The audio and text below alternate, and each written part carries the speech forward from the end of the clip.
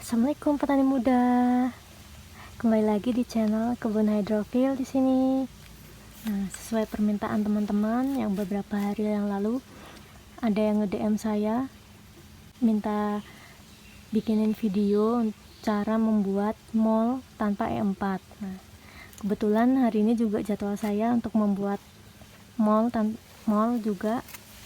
Jadi sekalian ya teman-teman. Nah, di sini saya udah yang ketiga kalinya bikin mold ini. Ini mold Yakult yang kedua. Nah, yang mold Yakult yang pertama udah habis teman-teman. Jadi ini yang kedua, udah seminggu yang lalu saya buat.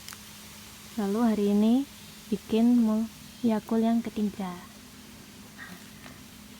Sebelum kita masuk ke cara pembuatannya, mungkin ada baiknya kita mengenal lebih dulu apa sih itu mold ya teman-teman. Mungkin beberapa dari kalian ada yang belum tahu mold itu apa, terus bahan-bahan apa aja yang harus disiapkan.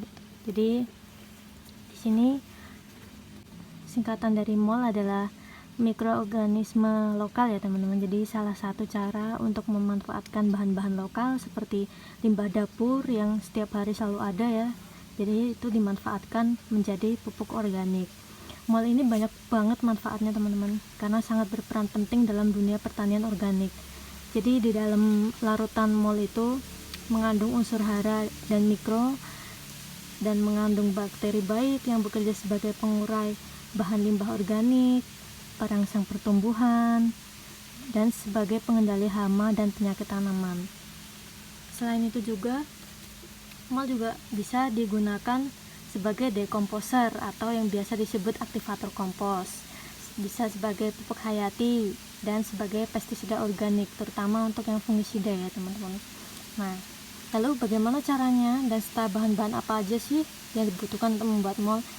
Sebelum itu kita harus mengetahui lebih dulu apa saja bahan utamanya teman-teman.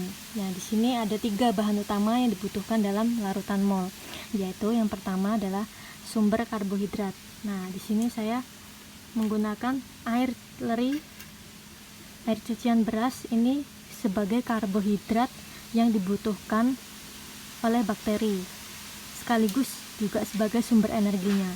Nah, selain air leri apa aja gitu bisa kita dapatkan dari kentang, kulit pisang. Di sini saya punya juga kulit pisang. Lalu ada bonggol pisang, gandum, dedak atau bekatul. Dan sumber kedua adalah sumber glukosa. Di sini saya memakai gula merah. Nah, gula merah ini selain sebagai sumber glukosa bagi bakteri, sekaligus menjadi makanannya para bakteri agar dapat berkembang biak lebih banyak lagi teman-teman. Apa aja selain gula merah? Bisa kita pakai gula pasir, molase atau tetes tebu, atau air kelapa. Dan yang terakhir yaitu sumber bakteri. Sumber bakteri ini saya memakai Yakult. Nah, ini yang sering saya pakai ya teman-teman, karena saya tidak punya E4, saya pakai Yakult. Nah, biasanya sih para petani dan ahli kebun itu memakai produk E4 ya teman-teman untuk mendapatkan sumber bakteri itu. Tapi kalau teman-teman nggak punya E4 nggak apa-apa, bisa pakai Yakult atau nasi basi, urin kelinci, tape singkong, ragi gitu ya teman-teman. Sebenarnya masih banyak bahan-bahan lain ya teman-teman gitu. Jadi disesuaikan dengan ketersediaan bahan yang kalian punya aja gitu. Oke, langsung aja ya teman-teman, kita buat proses cara membuatnya. Jadi di sini ada air beras, kita masukkan ke dalam gelas takar ya teman-teman. Saya punya gelas takar yang 1000 ml. Nanti kita isi sekitar 500 lah ya untuk mencampurkan, melarutkan gula merahnya. Nah, air leri yang saya gunakan ini air leri yang cucian pertama dan kedua ya. Jadi yang masih agak kental seperti ini. Nah, ini saya aduk agar endapannya jadi satu.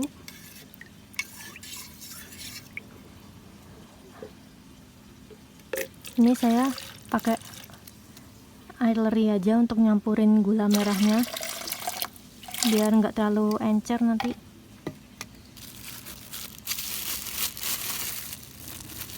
Untuk takarannya ini terserah ya teman-teman, maksudnya nggak ada takaran baku harus berapa gram gula merahnya atau gula pasirnya, enggak, jadi terserah teman-teman aja. Di sini saya serut aja ya teman-teman, soalnya ini kan gampang larut.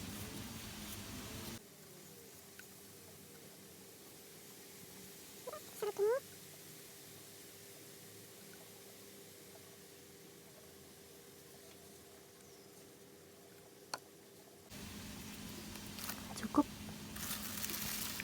Nah, ini nanti yang botol yang saya gunakan segini ya teman-teman, sekitar 1,5 liter, tapi nggak saya isi full, nanti paling sekitar 1 liter aja. Jadi ini tanpa air, jadi airnya ini murni air leri semuanya, nanti tidak dicampur air lagi. Kita aduk-aduk ya teman-teman sampai larut gula merahnya.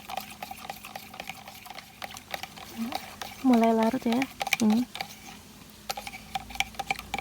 nggak usah larut-larut banget, nggak apa-apa. Nah, ini di sini saya punya kulit pisang, tadi habis makan kulit pisang, daripada dibuang sayang ya teman-teman, buat tambahan ini aja.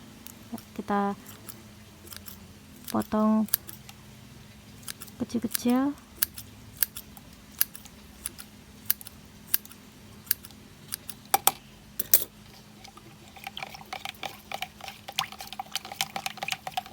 Nah, kemudian terakhir kita masukkan Yakultnya.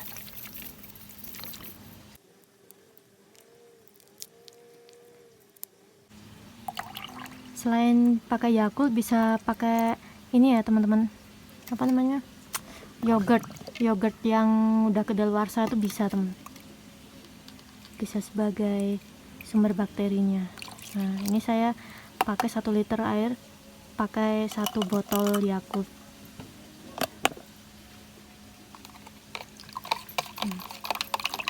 Ya,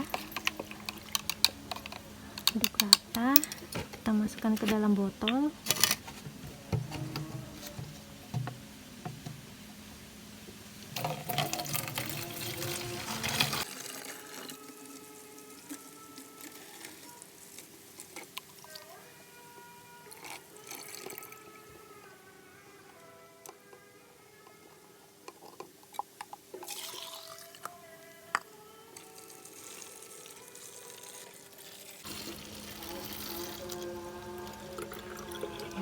Pas ya teman-teman, sekitar 1 liter lebih dikit kayaknya. Nah, seperti ini.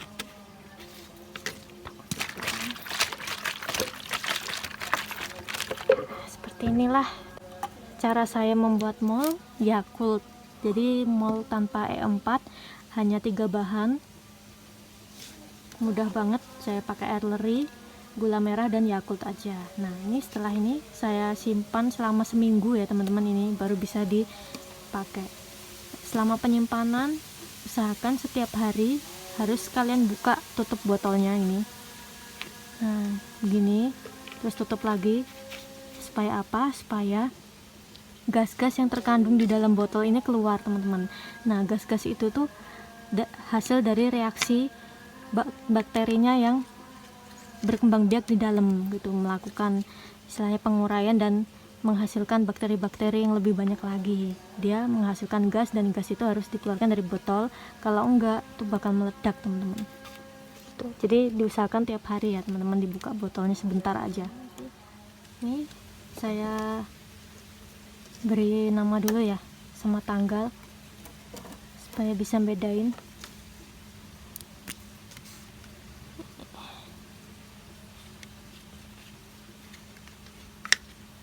Sekarang tanggal 13 ya teman-teman, 13.